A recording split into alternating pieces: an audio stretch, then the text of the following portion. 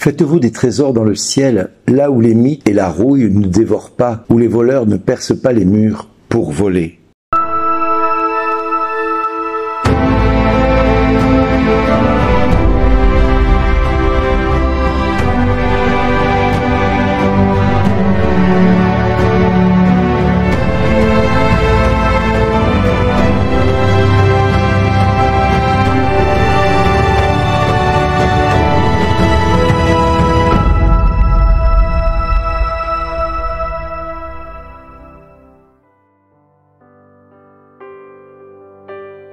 Bonjour les amis, la lampe du corps c'est l'œil et Jésus se réfère pour cela sur les intentions de l'homme. Lorsque son intention à lui est saine, est propre, elle est lucide et en vérité, elle est donc droite. Si son intention est donc dirigée vers Dieu, toutes les actions sont brillantes et lumineuses, voire resplendissantes, éclatantes de beauté. Par contre, lorsque l'intention est fourvoyée, c'est-à-dire qu'elle n'est pas dans la droiture, alors les ténèbres commencent à y prendre goût et à demeurer présentes. Donc, il en vient à notre intention. Est-ce que notre intention peut manquer de droiture par simple malice, on va dire, ou par méchanceté, ou par égoïsme, ou par manque de sagesse, tout simplement? Nous pouvons vivre comme si nous venions au monde aujourd'hui et nous dire, on ne sait pas, on découvre les choses et on va essayer de voir ce qu'on peut faire. Mais nous pouvons venir au monde en nous positionnant simplement sur ce que nous pouvons accumuler à travers les richesses, à travers le pouvoir que nous pouvons avoir sur les autres, l'influence que nous pourrions avoir. Aujourd'hui, des quantités d'hommes et de femmes se positionnent en tant qu'influenceurs pour gagner de l'argent. Alors ils influencent le monde, ils influencent les courants de pensée, ils influencent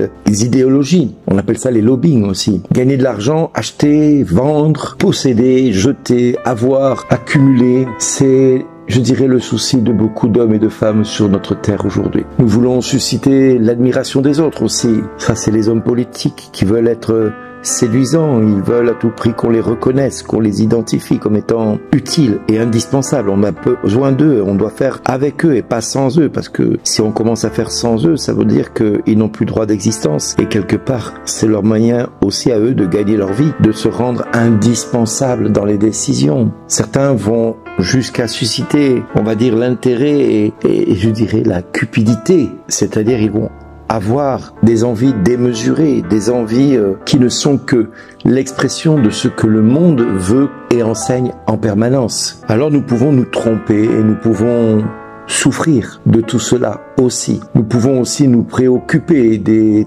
personnes.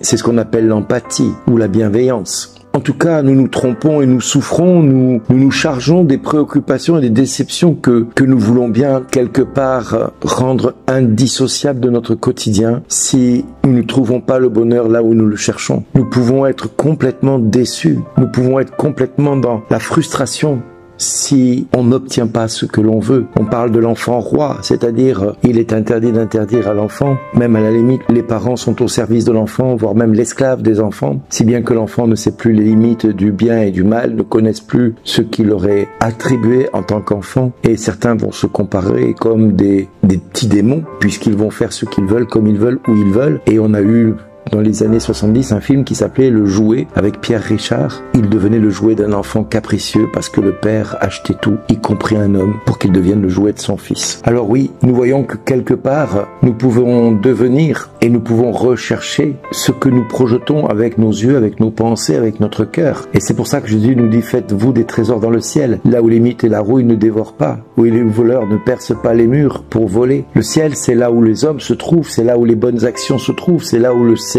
nous attend tous et veut que nous constituions notre trésor pour l'éternité. Dans tout cela, il nous faut être sincères avec nous-mêmes. En quoi employons-nous tous nos efforts, tout ce qui nous motive au quotidien? Certainement que le propre d'un chrétien est d'être celui qui va étudier, travailler honnêtement, se faire une place dans la société dans laquelle il est pour répondre aux besoins du monde et de ceux qui l'entourent. Il va éduquer ses enfants avec dignité, il va s'en occuper, il va prendre soin d'eux, il va assurer un futur pour chacun des siens et il aura quelque part une forme de tranquillité dans sa vieillesse parce qu'il aura tout fait selon ce que la parole de Dieu nous dit, d'avoir comme pour seul souci les affaires du royaume. Travailler pour aider les autres est une devise que les chrétiens devraient avoir dans leur cœur. C'est ceci.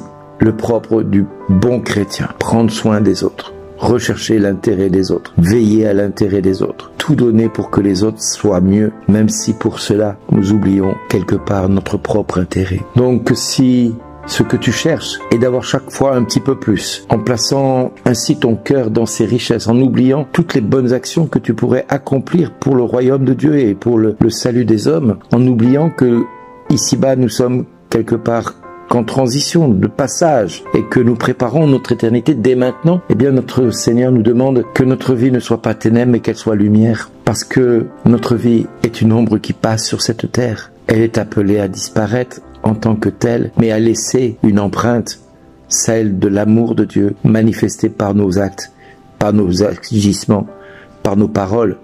Que tout ce que je fais, que tout ce que je dis, ce soit pour la gloire de Dieu. Alors n'est-il pas vrai alors que nous allons aussi, par moments, par nos désirs, nos convoitises, plonger notre œil dans les ténèbres? Et si, quelque part, le Seigneur aujourd'hui nous disait « Veille à ce que tout cela ne s'embrouille pas dans ton esprit, que le sens du bien commun ne s'embrouille pas dans ton cœur. Veille à ce que ta vie ne soit pas ténèbres. Veille à ce que tu commences à détester ce que tu fais, car c'est le commencement de tes bonnes œuvres, car tu reconnais toutes les mauvaises à travers ce que tu fais et ce que tu décides. » Jésus invite à utiliser les choses sans égoïsme, sans soif de la possession, du pouvoir, de la domination, du contrôle, toute nature. La logique de Dieu, c'est l'attention aux autres, la bienveillance à l'égard des autres. En confessant tes péchés, en confessant ta vie qui n'est pas lumière, alors les ténèbres commencent à s'éloigner de toi pour laisser la place à la lumière. En te réconciliant avec tes proches, avec ceux que tu fréquentes au quotidien, tu reconnais par cet aveu de faiblesse que tes péchés ne sont plus au contrôle de ta vie et tu ne te rends plus coupable de ce que tu as fait, mais tu appelles à la lumière de venir éclairer ta vie afin de ne plus être dans les ténèbres, mais que tu sois dans l'admirable lumière à laquelle nous sommes tous appelés, à laquelle Dieu veut